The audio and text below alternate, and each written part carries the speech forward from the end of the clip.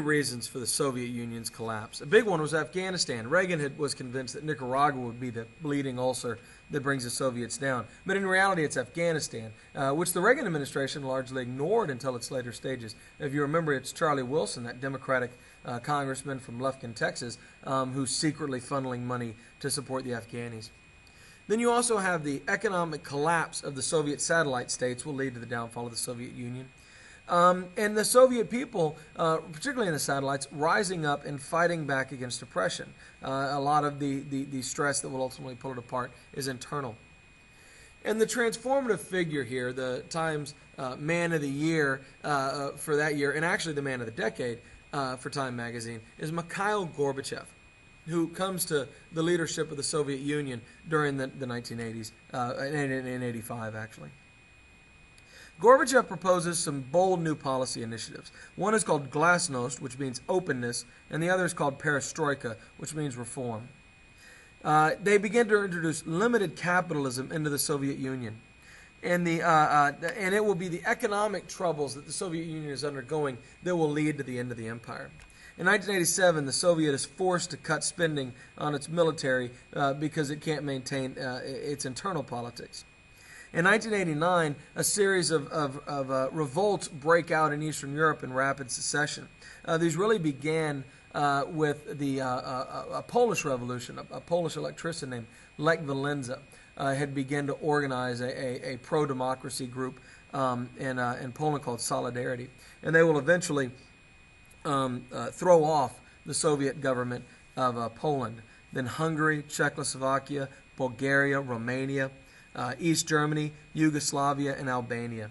The event that we associate with this, and for those of us who remember it happening, the event that I think is carved into our minds is the fall of the Berlin Wall on November 9th of 1989. Now, supporters of Reagan will often point to this. Reagan had gone there a few years earlier, and he had said, "Mr. Gorbachev, tear down this wall." And then a few years later, the wall comes down. But in reality, what happened was a East German government official was giving a statement to the press, and he either misspoke or misunderstood what he was supposed to be saying, and he accidentally announced that the guards were going to be removed from the wall. The wall had always been manned with soldiers with machine guns. When this news got out, even though the news was incorrect, citizens from both sides of the wall, East and West Germany, spontaneously ran to the wall and tore it down with their bare hands and sledgehammers. And they simply overwhelmed the guards who were actually still there. The fall of the Berlin Wall is one of those poorly understood, quirky events in the history of the world.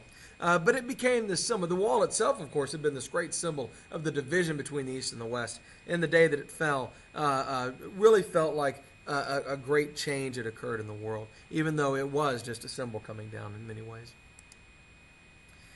In May of '89, actually earlier that year, students had begun demonstrating in Tiananmen Square in China.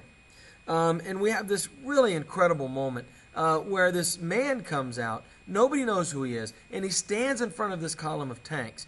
And he holds them up for a while, and then he runs off into the crowd. And to this day, we still have no idea who this guy is.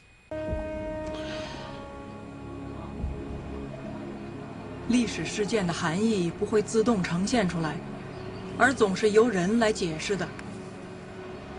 6月5日清晨的这一瞬间将成为永恒的历史象征。